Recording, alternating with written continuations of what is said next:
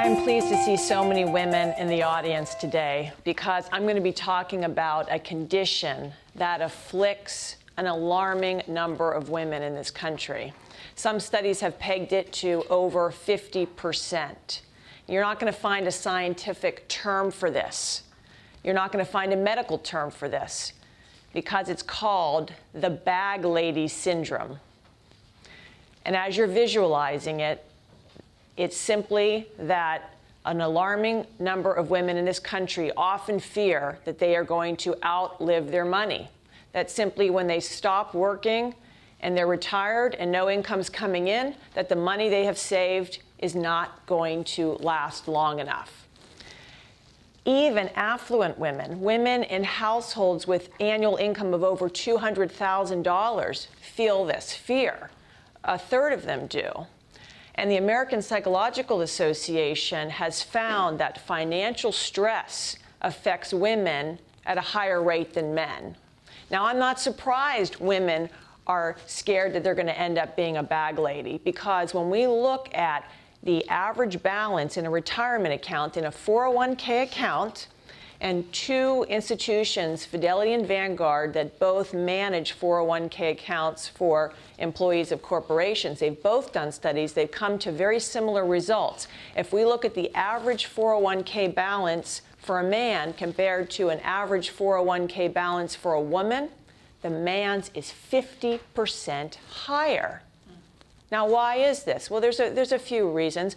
I'm sure many of you are aware of the debate about equal pay day. We just had equal pay day.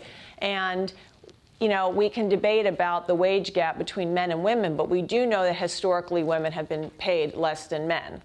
Now, that's changing, and there's laws now, but that has affected it. So you got to think about this. If you've been in the workforce for 20 or 30 years and your salary is less than a man and you're contributing less to your retirement account and the company matches some of your contribution, well, obviously the percentage they're matching for the man is going to end up being more for the man. And everyone here who knows anything about investing knows that putting money in a tax-deferred account over time is really going to grow exponentially. Okay, so what are we going to do to ensure that women don't end up as bag ladies? Well, I have 3 tips I want to share with you today. And the first one is you must invest your money. I did not say save your money, I said invest your money. And I am a very credible source to be talking about this because when I was 24 years old, I received a $1,600 inheritance from my grandmother. And instead of spending that money, I decided to buy my first shares of stock. And I have to tell you, that was the most empowering thing I ever did in my 20s, because every time I moved up in my career, I kept my standard of living pretty much the same, but would take that extra money and max out on my 401k, contribute to the IRAs, have a brokerage account. And would you believe that by the time I turned 40 years old, I was worth $1 million?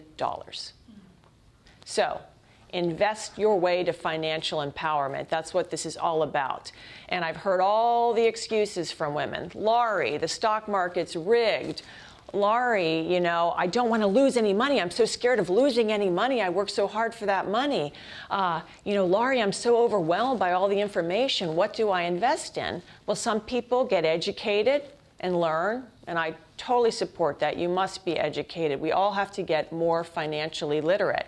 Some people use a financial advisor, and there's a lot involved in selecting the appropriate financial advisor. But you must invest your money. You will never grow your money earning 1% in a checking savings account or a CD or under your mattress. You must take risk, okay? You have to do it. So that leads me to the second point.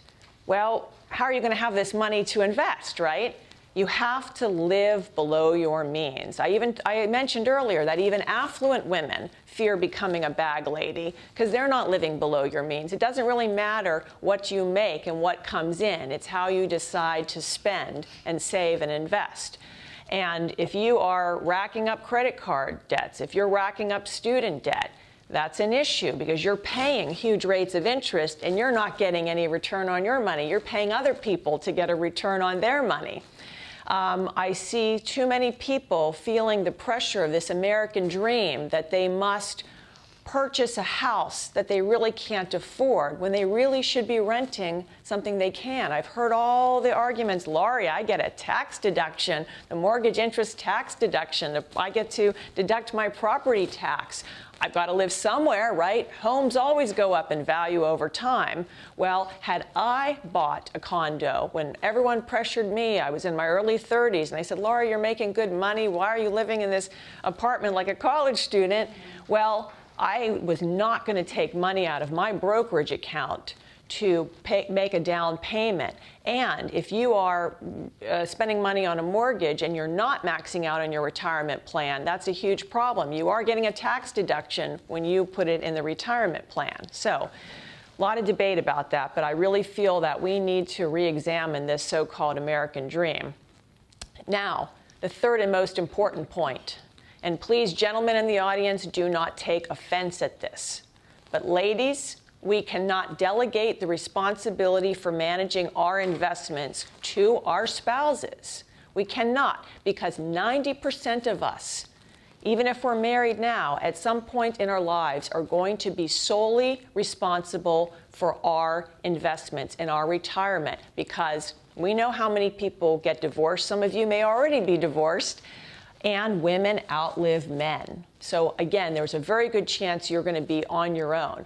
Don't you want to learn how to do this now and get rid of that financial anxiety now before you're in that situation? And what's so important with divorce, I know you never want to think about it. You don't get married and walk down the aisle thinking about divorce. But if we haven't divorced, we already know people who have, right? Some of us are children of divorce. You are going to get a crash course in personal finance if you or your spouse files for divorce. You're going to have to disclose income, expenses, assets, liabilities.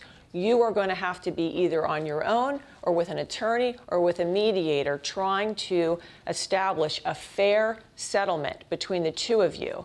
And what may seem good in the short term, if you are not educated, could be detrimental in the long term. So, like I said, invest your money, live below your means, and take full responsibility for your investments in your retirement planning. Now, when we come back, we are going to discuss in more detail how you can invest and how you can reduce your fear and anxiety about becoming a bag lady.